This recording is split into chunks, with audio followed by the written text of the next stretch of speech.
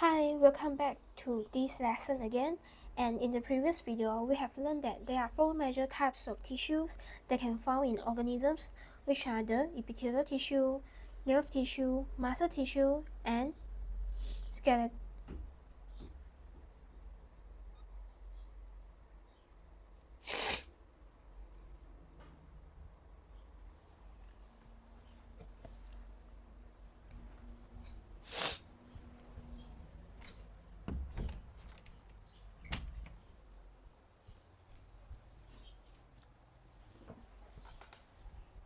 Hi, welcome back to this video. And in the previous video, we have learned that there is four major types of tissues that can found in the organisms, which is the epithelial tissue, muscle tissue, nerve tissue, and connective tissue. So in today's lesson, we are going to learn the tissue organizations in plants. So this is a very important diagram which shows us the overall pictures of tissue organizations in plants. So first of all, plant tissue is divided into meristem tissue and permanent tissue. And under the category of meristem tissue, we have the apical meristem tissue and lateral meristem tissue. Meanwhile, for the permanent tissue, we have the dermal tissue, ground tissue, and vascular tissue. So under the category of ground tissue, we have parenchyma tissue, collenchyma tissue, and sclerenchyma tissue.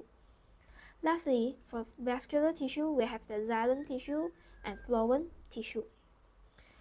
So for me, the famous topic that usually will come out is the ground tissue and the vascular tissue. Meanwhile, for meristem tissue, you need to know what is apical meristem and lateral meristem. So without further ado, let's get started.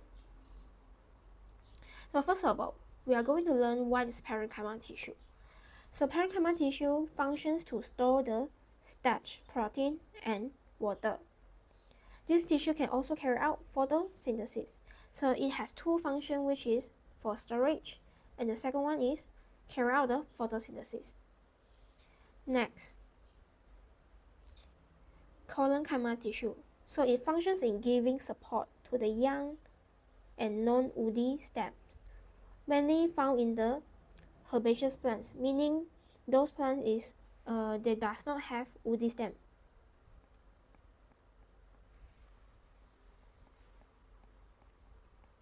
So this collenchyma tissue mainly found in the herbaceous plant.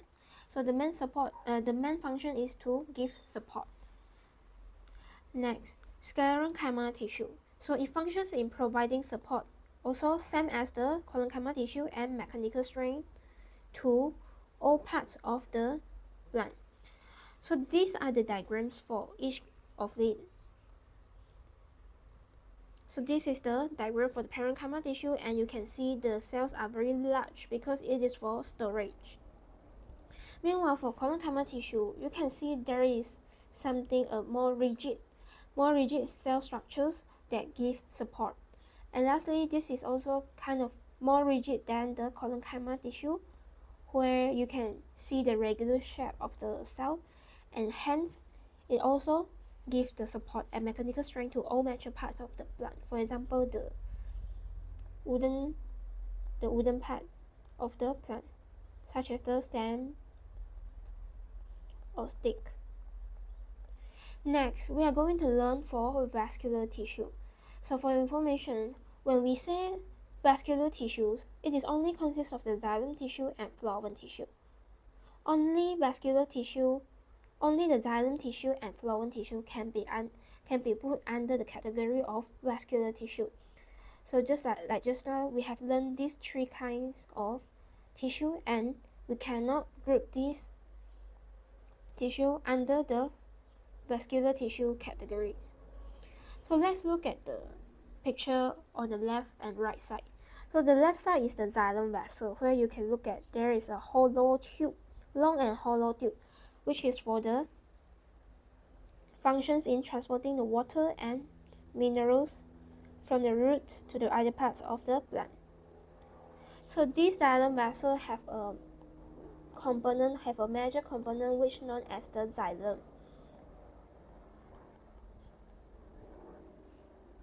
This xylem tissue provides support and mechanical strength to the buds, to the plant.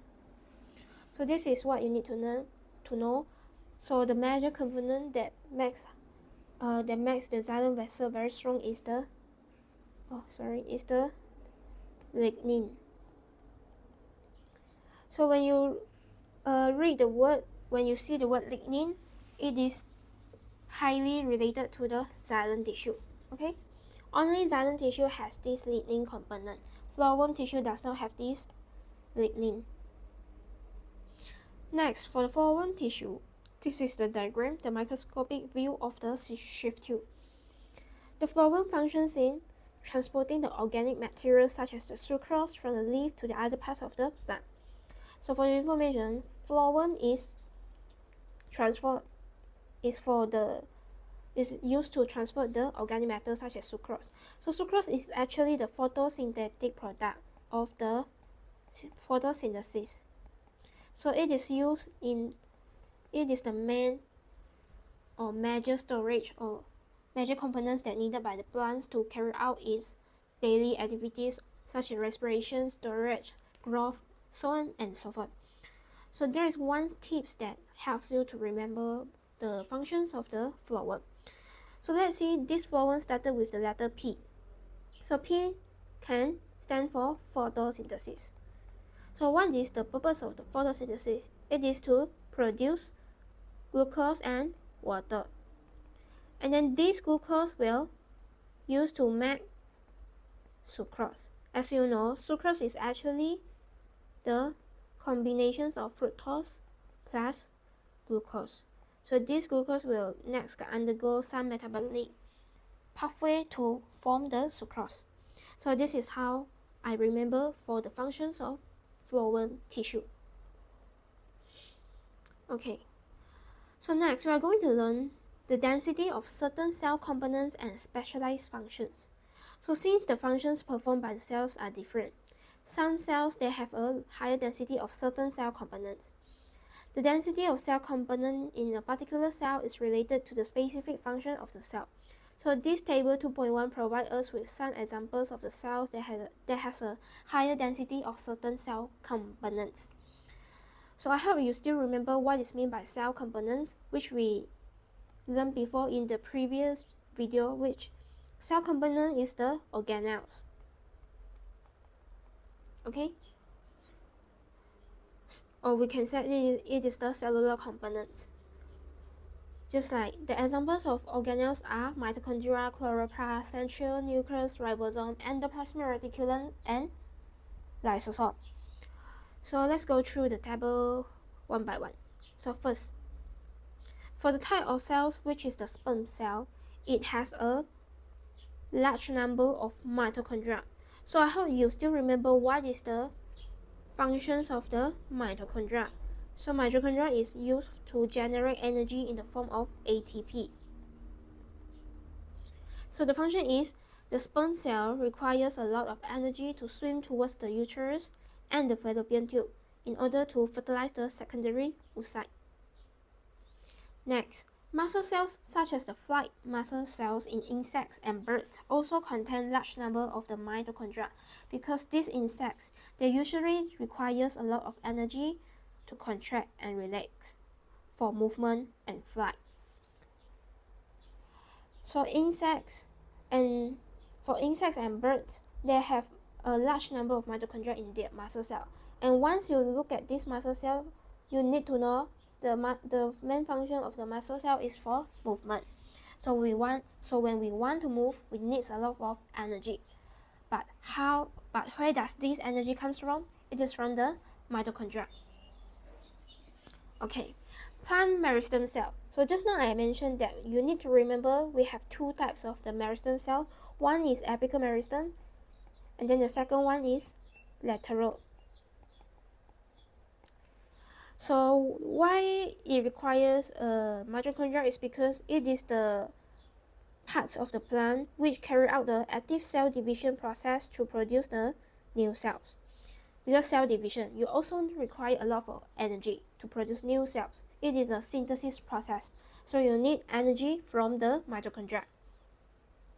So next, for the palisade mesophyll cell and spongy mesophyll cell, they contain large number of chloroplasts.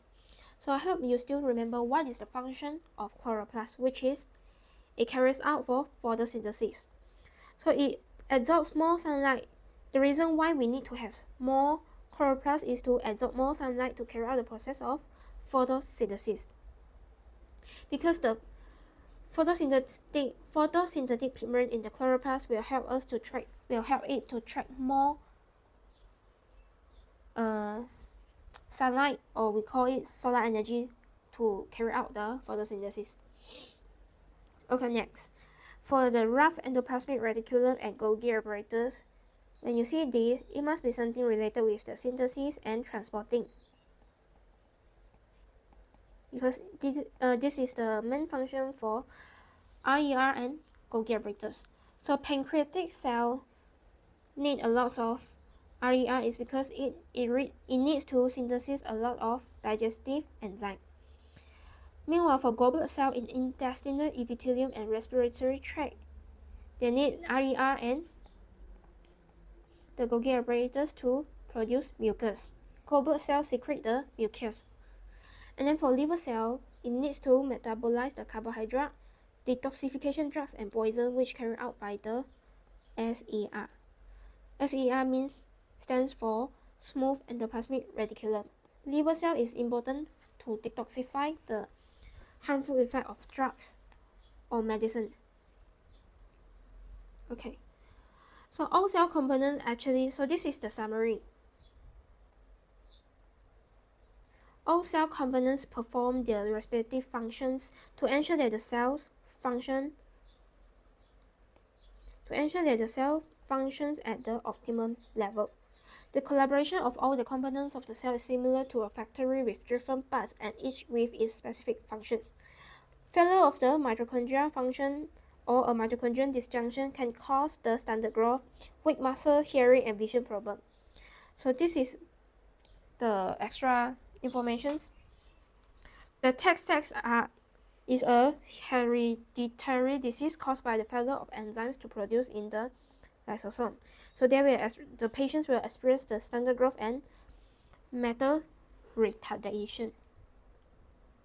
So this is all for the subtopic 2.3, which is the living processes in organisms. So I will see you in the next video, which talks about 2.4 levels of organization in multicellular organisms.